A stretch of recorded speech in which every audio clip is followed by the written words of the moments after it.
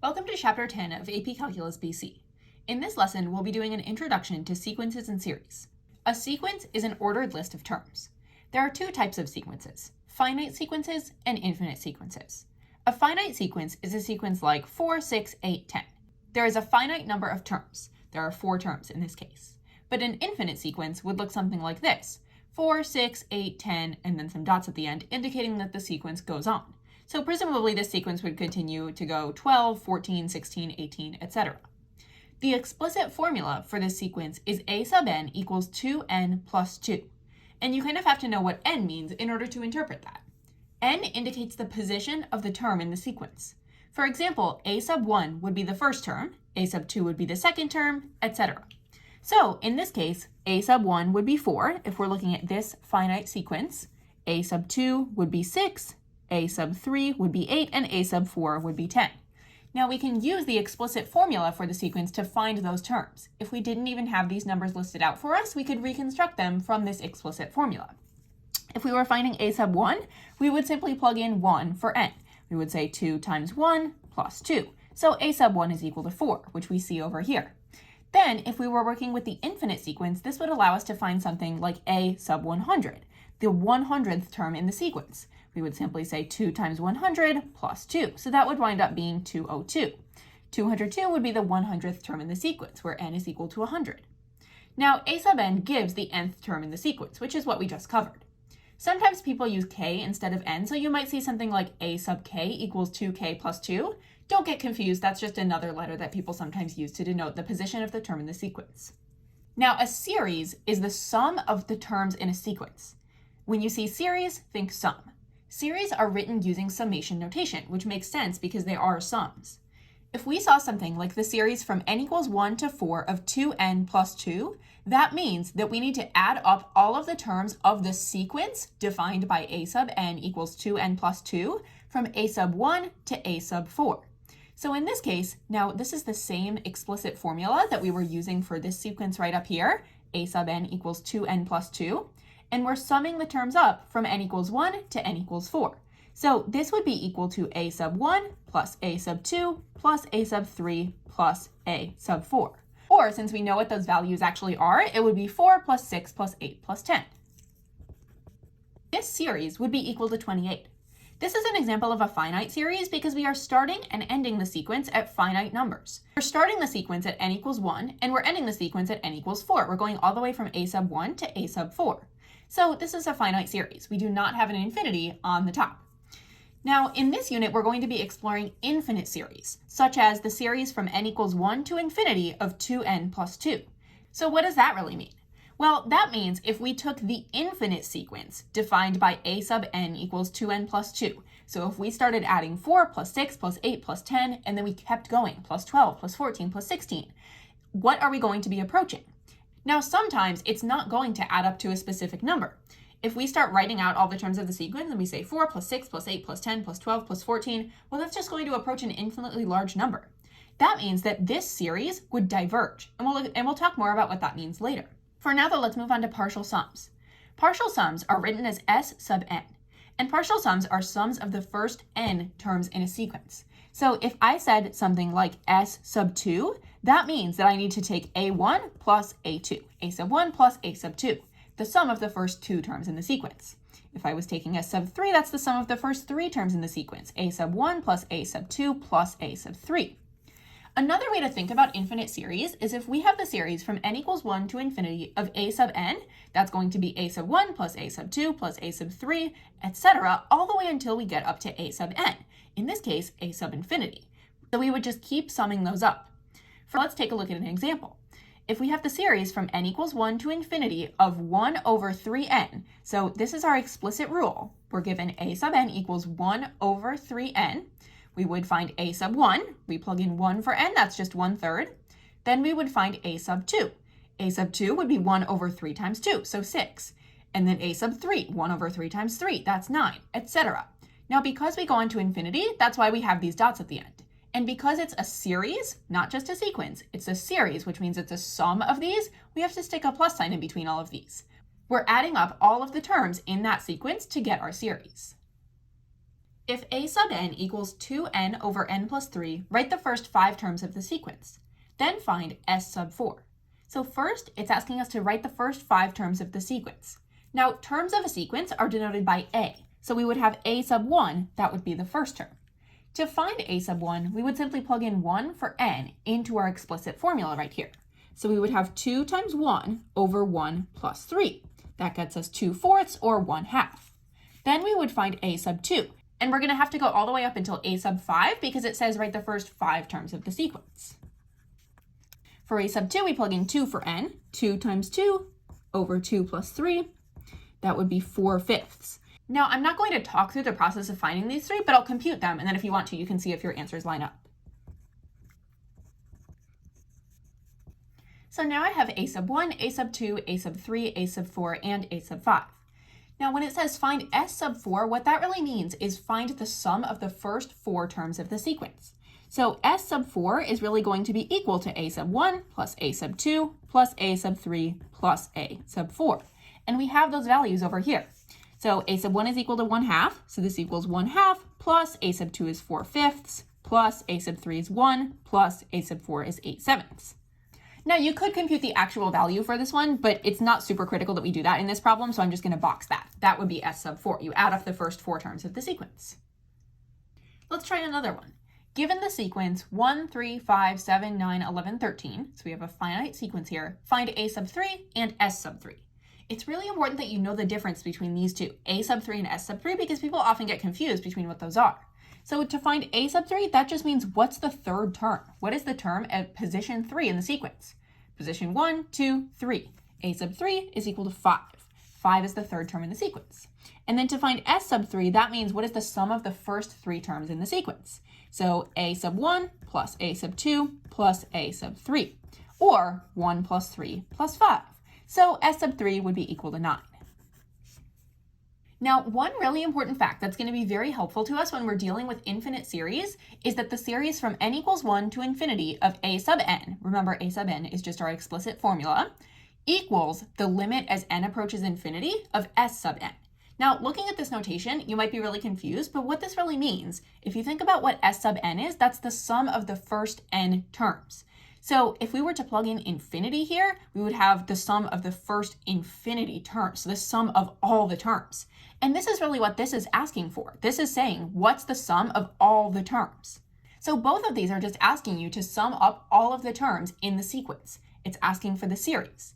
So this can be helpful because if you have information about s sub n, or if you have s sub n, and you're asked about this series, you could simply say limit as n approaches infinity of this, and then find what that limit is, because that will be your infinite series.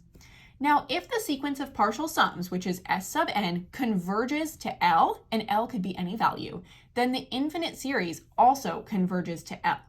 So if we have the series from n equals 1 to infinity of a sub n, that would be equal to the limit as n approaches infinity of s sub n. This is exactly what we had up here. That would be equal to L. What this is really saying is if this limit were equal to, let's say, 5 instead of L, that means that our series from n equals 1 to infinity of a sub n would also be equal to 5. Now, if the sequence of partial sums, s sub n, diverges, then the infinite series is also going to diverge. What s sub n diverging might look like is if you start at 1 and then you go 2, 3, 4, 5, 6, so your partial sums are always increasing. If the partial sums are always increasing and it's just going off to infinity, then that means that the sequence of partial sums is diverging. Therefore, the infinite series, or the sum of all of the terms in the sequence, is also going to diverge. It's not going to approach a certain number. It's just going to approach positive or negative infinity. Does the series from n equals 1 to infinity of 1 over 2 to the power of n converge or diverge? Something we really need to keep in mind here is that if we have the sum or the series from n equals 1 to infinity of a sub n, that is going to be equal to the limit as n approaches infinity of s sub n, the sequence of partial sums. So if we have some information about what our sequence of partial sums is doing, or the sum of the first n terms, that's going to give us some good information about whether our series is converging or diverging, because this does the same thing as this.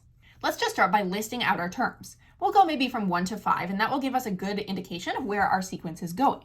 So if we have a sub 1, that's the first term, and that indicates that n equals 1 indicates to us that we are starting at n equals 1. So we plug in 1 and we get 1/2. Now we get a sub 2, and that would be 1 over 2 squared, or 1/4. A sub 3, that would be 1 over 2 cubed, 1/8. A sub 4 would be equal to 1/16, and a sub 5 would be equal to 1/32. Now this is kind of an interesting pattern that we see. The terms of the sequence are decreasing as n increases. So now let's take a look at our sequence of partial sums. If we have s sub 1, that's the sum of the first one term, so just a 1/2. If we have s sub 2, that's the sum of the first two terms, 1/2 plus 1/4. That would be 3/4. S sub 3, we have the sum of the first three terms, 1/2 plus 1/4 plus 1/8. That's going to be 7/8. And then if we take s sub 4, add up the first four terms, that's going to be 15/16. And s sub 5 would be 31/32. Now, based on this information, we can take a look and we can see what our series is converging to. We can see that the sequence of partial sums, so the 1/2, 3/4, 7/8, 15/16, etc., that's getting closer and closer and closer to 1. So my guess is that this series is probably going to converge to 1. However, we don't have definite information about that yet, because this is just looking at the terms and seeing what it's doing. Let's see if we can come up with some kind of formula for s sub n. We can see that the denominator of our s sub n term is always 2 to the power of n. When n was 1, we had 2 to the power of 1 in our denominator. When n was 2, we had 2 to the power of 2 in the denominator. When n was 3, we had 2 to the power of 3 in the denominator. So we know that s sub n, our denominator is going to be 2 to the power of n. And then our numerator is always just 1 less than that denominator. So the numerator of s sub n is 2 to the power of n minus 1.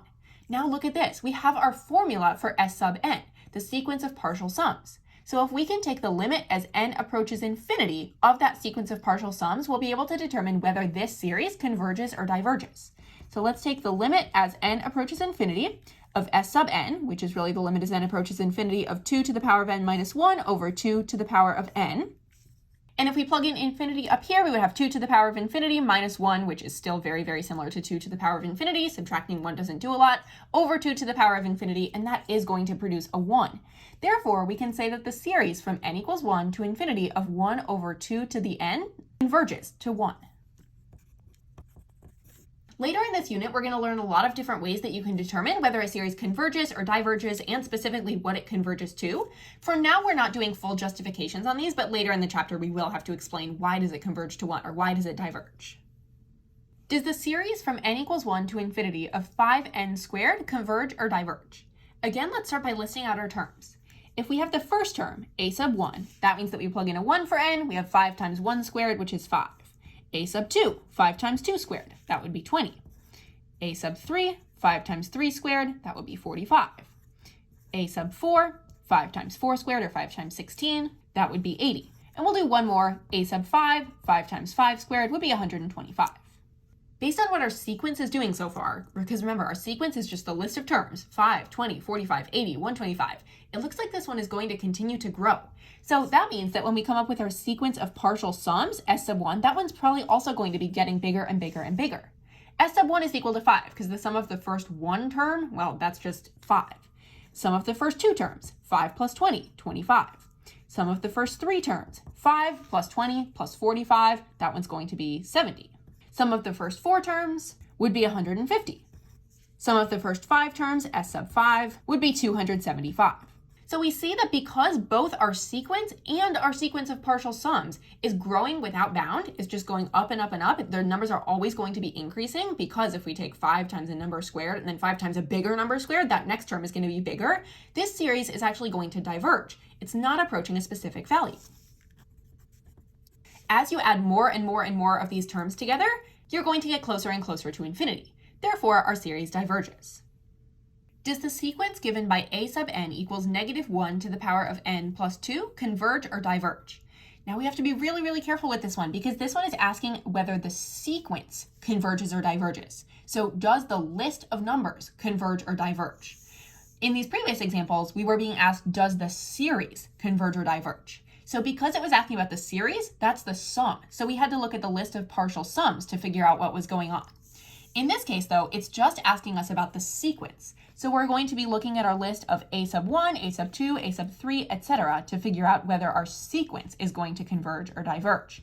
So I've just written out the first 5 terms, a sub 1, 2, 3, 4, and 5. A sub 1, if we plug in 1 here, we'll have negative 1 to the power of 1, which is negative 1 plus 2, so a 1. A sub 2, if we have negative 1 squared, that's 1 plus 2 would be 3. A sub 3, negative 1 cubed is negative 1 plus 2 is 1. And hopefully you can kind of see a pattern here. If we plug in 4, well, if we plug in any even number, this term is going to be a positive 1, and then plus 2 makes the 3. So any even number for our n is going to produce a 3. Any odd number is going to produce a 1. Because this sequence is constantly oscillating between 1 and 3, the sequence diverges. Given the series sum from n equals 1 to infinity of negative 3 over n, find the first 5 terms of the sequence of partial sums. Remember, partial sums is where we have s sub n, and it wants the first 5 of those terms. If we want to find information about the sequence of partial sums, or s sub n, we're probably first going to need some information about our terms, so a sub 1, a sub 2, a sub 3, etc. We know that our explicit formula is a sub n is equal to negative 3 over n. Based on that, let's generate some terms. A sub 1 would be equal to negative 3 over 1, or negative 3. A sub 2 would be negative 3 halves. A sub 3 would be negative 3 over 3, or negative 1. A sub 4 would be negative 3 fourths, and a sub 5 would be negative 3 fifths. Then we can start finding the first 5 terms of the sequence of partial sums. So when you have s sub 1, that would be just the sum of the first 1 term, so just negative 3. Then for s sub n, sum of the first 2 terms, negative 3 minus 3 halves, would be negative 4.5. S sub 3, the sum of the first 3 terms. Well, we can take this negative 4.5 and then just say minus 1, adding on that third term, so negative 5.5. S sub 4, sum of the first 4 terms. Negative 5.5 minus 3 fourths, or minus 0.75, would be negative 6.25. And then finally, we have s sub 5. That would be negative 6.25 minus 0.6, or negative 6.85. So these are the first 5 terms of our sequence of partial sums. The infinite series from n equals 1 to infinity of a sub n has an nth partial sum s sub n equals 2n over 3n plus 8, for n being greater than or equal to 1. What is the sum of the series? So this one's kind of weird because they didn't actually give us an explicit formula. They just said a sub n. That could be anything. But we know that this series has an nth partial sum of s sub n equals 2n over 3n plus 8. Now, when it says what is the sum of the series, this is the sum of the series. And we have to remember that the sum from n equals 1 to infinity of a sub n, is equal to the limit as n approaches infinity of s sub n. We're trying to find what's our partial sums going to approach here. So since we have an actual formula for s sub n, we're just going to take the limit as n approaches infinity of that formula. So we have 2n over 3n plus 8. Now, you could use L'Hopital's on this one because you would see that the numerator and denominator were both going to infinity. So originally we get indeterminate form, then you would take the derivative, get 2 over 3, so 2/3. You could also think about from all the way back from chapter 1 when we evaluated limits at infinity, you can just take the horizontal asymptote of this function. So because we have 2n to the power of 1 and 3n to the power of 1 down here, those n's would cancel and we would just get 2/3. Either way, this one is going to be equal to 2/3. So the sum of the series is 2/3. The infinite series from n equals 1 to infinity of a sub n has an nth partial sum s sub n equals 2n for n being greater than or equal to 1. What is the sum of the series? Very, very similar to what we were being asked before. All that we need to do is find the limit as n approaches infinity of s sub n. Because if we can find what is our last partial sum, and there really isn't a last one, but what are our partial sums approaching, that's going to give us what is the sum of all of the terms if we add up all those terms. So we would take the limit as n approaches infinity of s sub n. S sub n is 2n here. Now 2 times infinity, if we plug in infinity here, that's just going to be infinity. Do we ever say that something is equal to infinity? Well, we shouldn't really. What we should say in the context here is that the sum of the series, or the series, is divergent. If the infinite series from n equals 1 to infinity of a sub n, so this could be anything, they didn't give us a specific rule, converges to 3/5, which of the following could be the nth partial sum? We've got a whole bunch of options for the partial sums down here. Now again, this fact that we have to keep in mind is that the sum from n equals 1 to infinity of a sub n is equal to the limit as n approaches infinity of s sub n.